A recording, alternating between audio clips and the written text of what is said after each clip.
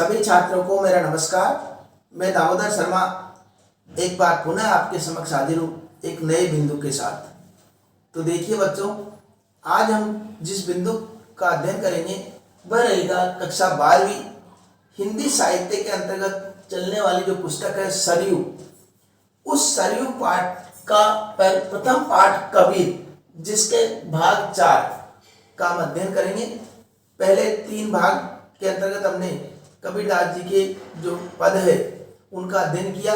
कबीरदास जी के जीवन का संक्षिप्त परिचय हमने जाना। अगर आप इन सबसे वंचित रह गए हो तो आप हमारे पुराने वीडियो अवश्य देखें। वैसे आपकी सुविधा के लिए मैं इन सब का लिंक जो है डिस्क्रिप्शन में दे दूंगा, वहाँ जा करके भी आप देख सकते हैं। तो आइए अब हम प्रारंभ करते हैं आज का पाठ। तो देखिए बच्चों, आपको ये पता है कि कबीरदास जी निर्गुण भक्ति धारा के एक प्रमुख कवि है। निर्गुण भक्ति धारा के प्रमुख कवि के साथ साथ उन्होंने समाज में व्याप्त जो भी बुराइयां हैं, बाह्य आडंबर है, अंधविश्वास है, रूढ़िवादिता है, इन सब पर उन्होंने प्रहार किया है। यहाँ पर इस पद्यांश में जो बताया गया है वह बताया गया है कि एक व्यक्ति एक भक्त के या एक व्यक्ति के मन में अगर ज्ञान का प्रकाश फैलता है तो उस ज्ञान के प्रकाश का उसके जीवन पर क्या क्या प्रभाव पड़ता है वो हम इस पद्यांश के माध्यम से जानेंगे। तो क्या बताया कि ज्ञान का प्रकाश जब मानव मन पर पड़ता है, मानव के हृदय पर पड़ता है, तो उसका असर उसके जीवन पर क्या क्या देखने को मिलता है, ये सब हम इसमें जानेंगे।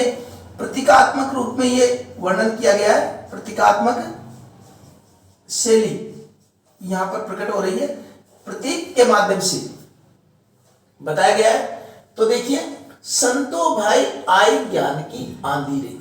कबीरदास जी कहते हैं, हे सज्जनों, अब ज्ञान की आंधी आ गई है। ज्ञान की आंधी आ गई है। ज्ञान ये तद्भव और इसका शुद्ध रूप जिसको तत्सम बोलते हैं वो ये रहेगा, ज्ञान की आंधी रे। हे सज्जनों, अब ज्ञान की आंधी आ गई है। और उस ज्ञान की आंधी का प्रभाव क्या पड़ेगा कि ब्रह्म की टाटी सबे उड़ाने। उस ज्ञान रूपी आंधी ने मन में स्थित जो भ्रम रूपी जो टाटी है, टाटी अपन बना देते हैं, गाँव में देखा हुआ टाट बांध देते हैं, छप्पर टाइप, उस छप्पर को, उस अज्ञानता रूपी भ्रम रूपी जो टाटी है उन सबको उड़ा दिया है। और माया रहे न बांधी रहे। और व्यक्ति को जो मोह माया के प्रभाव में आकर व्यक्ति अपने आप को बांध के रखता है, उसको केवल सांसारिक मोह माया के अलावा कुछ दिखाई नहीं देता। केवल छल, प्रपंच, धोखा, इन सब बातों में ही वो उलझा रहता है। भौतिक संपदा, सुख सुविधाएं, इन सब के प्रभाव में आकर व्यक्ति अपना जीवन बर्बाद कर देता है।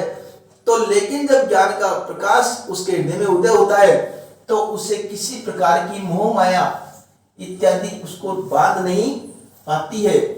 हित चित्त की दो धुनी गिरानी। और व्यक्ति का जैसे 2 धुनी होती है जिस पर छप्पर टिका रहता है, तो हित और चित्त अर्थात जिस बात के लिए व्यक्ति का मन केवल अपने हित और चित्त अर्थात अपने हित के लिए ही सारा चित्त उसमें लगा रहता है कि मुझे मेरा हित कैसे करना है, मेरा स्वार्थ कैसे सिद्ध करना है। तो अपने जो स्वार्थी मनोवृत्ति को जो सिद्ध करने में लगा रहता है, ऐसी हित चित्त की 2 धुनी वह भी गिर जाती है। कब गिर जाती है?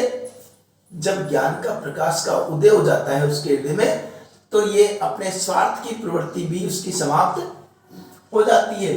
मोह बलिंडा टूटा। और मोह रूपी जो बलिंडा है जिस पे ये टिकी रहती है, ये मोह रूपी बलिंडा भी उसका समाप्त हो जाता है। फिर उसको किसी प्रकार का मोह, माया, छल, कपट, ये किसी प्रकार की जो विकार है ये उसके मन पर कोई असर नहीं कर पाते हैं। तृष्णा छान परी घर ऊपर।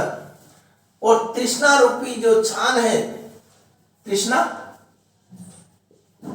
तृष्णा रूपी जो छान घर के ऊपर पड़ी है, इसके हृदय रूपी घर पर जो तृष्णा रूपी छान पड़ी हुई है, कुबुद्धि का भांडा फूटा। वो तृष्णा रूपी जो छान है वह भी समाप्त हो जाती है। मतलब तृष्णा से तात्पर्य लालसा, और मन में स्थित जो लालसा है, तृष्णा है, लालच है, वो सब ज्ञान के प्रकाश के साथ ही स्वतः ही समाप्त हो जाता है। कुबुद्धि का भांडा फूटा, और कुबुद्धि रूपी जो घड़ा है, अर्थात बुरी बुद्धि, बुरे विचार वाली जो आते हैं, वह कुबुद्धि रूपी घड़ा भी फूट जाता है। ये कब होता है? जब व्यक्ति के हृदय में ज्ञान के प्रकाश का उदय होता है। और ज्ञान के प्रकाश के उदय के साथ साथ क्या क्या परिवर्तन हमको देखने को मिलते हैं कि भ्रम रूपी जो टाटी है वह सब उड़ जाती है, और मोह माया भी उसको व्यक्ति को बांध नहीं पाता है, और स्वार्थ की मनोवृत्ति रूपी जो दोथुनी है वह भी सब समाप्त हो जाती है, और मोह का बलिंडा भी टूट जाता है, मोह माया भी समाप्त हो जाती है। तृष्णा छानी छली परी घर पर, और जो हृदय रूपी घर पर जो तृष्णा रूपी जो छान है जो पड़ी रहती है, वह तृष्णा रूपी छान भी स्वतः ही नष्ट हो जाती है, और कुबुद्धि का घड़ा भी फूट जाता है। तो प्रश्न आ जाए कि ज्ञान रूपी आंधी का एक सज्जन संत के जीवन पर क्या क्या प्रभाव पड़ता है उसका, तो इन 4 पंक्तियों के आधार पर हम इसका उत्तर दे सकते हैं। अगला देखिए, जोग जुगति करो सुनतो बांधी। लेकिन एक चीज है, जो सज्जनों ने, हे सज्जनों ने जोग और युक्ति के माध्यम से जिस छान को बांधा है, जिस छप्पर को बांधा है, अर्थात योग युक्ति का मतलब प्रभु की भक्ति रूपी ज्ञान और भक्ति के बल पर जिस छान को उन्होंने बांधा है, निर्चु चुए न पानी। निर्चु का मतलब बिल्कुल, उसमें बिल्कुल भी पानी नहीं चूता है। क्यों?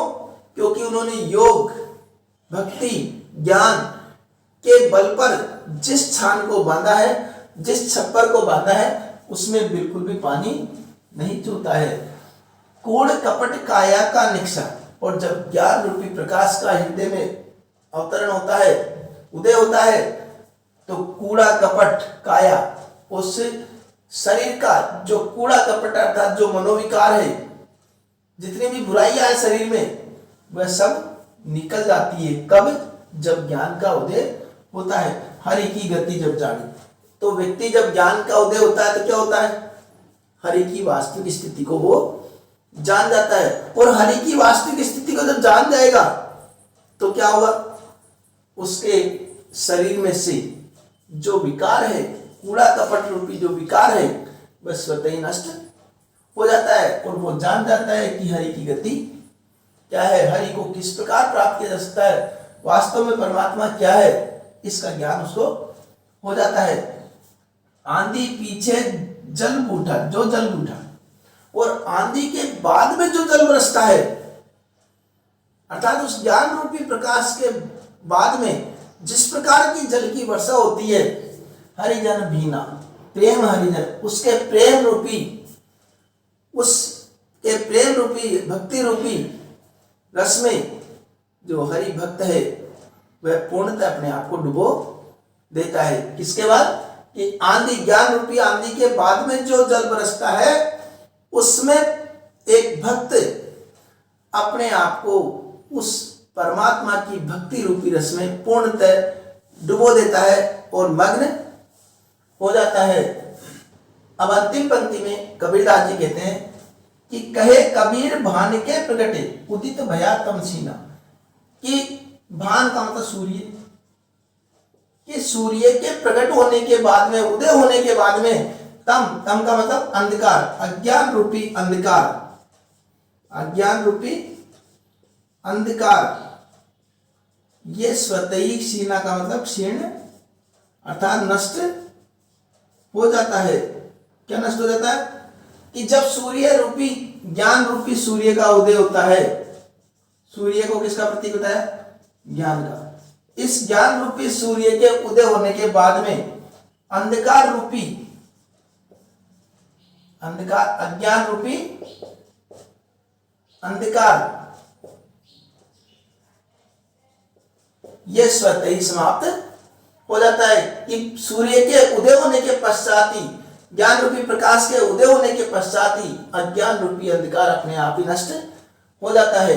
तो यह ज्ञान का प्रभाव व्यक्ति के जीवन पर पड़ता है। सारांश रूप में एक बार और सुन लेते हैं हम कि हे सज्जनों, अब ज्ञान की आंधी आ गई है और इस ज्ञान की आंधी के कारण मन में स्थित समस्त भ्रम रूपी जो टाटी है ये सब समाप्त हो गई है, उड़ गई है। माया रहे न बांधी, अब किसी प्रकार की मोह माया भी व्यक्ति को बांध नहीं पाएगी। और हित चित्त की दो थुनी गिरानी, और व्यक्ति की जो स्वार्थी मनोवृत्ति है वो मनोवृत्ति रूपी जो थुनी है वह भी गिर गई है।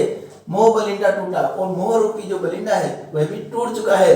तृष्णा छानी परी घर, और हृदय रूपी घर पर जो तृष्णा रूपी जो छान है वह अपने आप ही टूट चुकी है, उड़ चुकी है। कुबुद्धि का भांडा फूटा, और कुबुद्धि बुरी बुद्धि का रूपी जो घड़ा है वह भी स्वतः ही टूट चुका है। जोग जुगति करे संतो बांधी, हे सज्जनों, जिस छान को बड़ी योग और युक्ति अर्थात भक्ति और ज्ञान के बल पर जिन संतों ने बांधी है उसमें बिल्कुल भी पानी नहीं चूता है।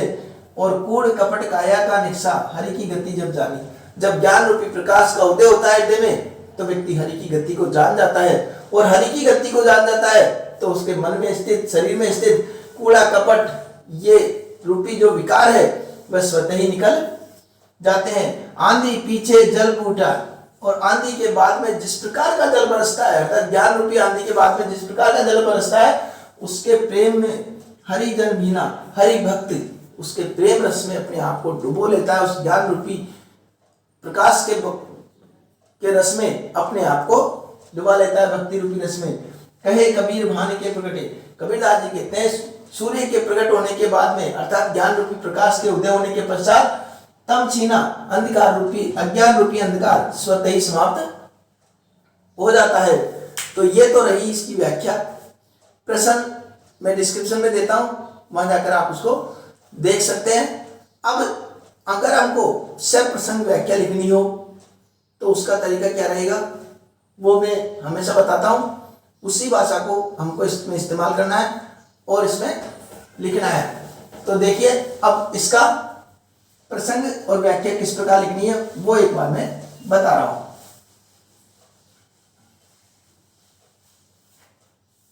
प्रसंग की भाषा अब तो हमको लगभग याद हो गई होगी। प्रसंग प्रस्तुत पद्यांश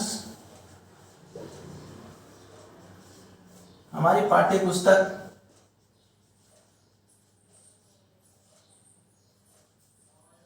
सरयू के अंतर्गत निर्गुण भक्ति धारा के प्रमुख कवि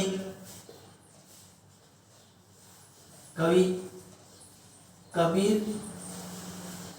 द्वारा रचित पदों से अवतरित है। इसमें कवि ने ज्ञान के प्रभाव को प्रकट किया है। कवि अब फिर व्याख्या में लिखेंगे। कवि ज्ञान के प्रभाव को प्रकट करते हुए कहते हैं कि इस प्रकार हमको ये पूरे अर्थ लिख देना इसकी व्याख्या। अब विशेष जो है इसमें एक बिंदु आता है विशेष का, वो विशेष भी हमको लिखना है। तो विशेष में लिख देता हूं, उधर देखने में परेशानी आएगी। तो विशेष के अंतर्गत हमने लिखा था सदुकड़ी भाषा का प्रयोग। दूसरा यहाँ पर रूपक व अनुप्रास अलंकार, ठीक है, का प्रयोग। तीसरे पे लिख देंगे हम प्रतीकात्मक शैली।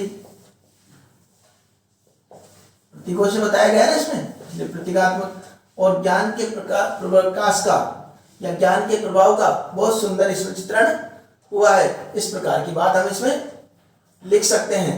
तो ये हमारी प्रसंग हो गया, व्याख्या बताई दी है, विशेष ये लिखना है और हमारे प्रसंग डिस्क्रिप्शन में मिल ही जाते हैं। आशा करता हूं आपके पद्यांश भली प्रकार समझ में आ गया होगा। फिर भी कोई परेशानी है तो आप कमेंट बॉक्स में लिख करके पूछ सकते हैं।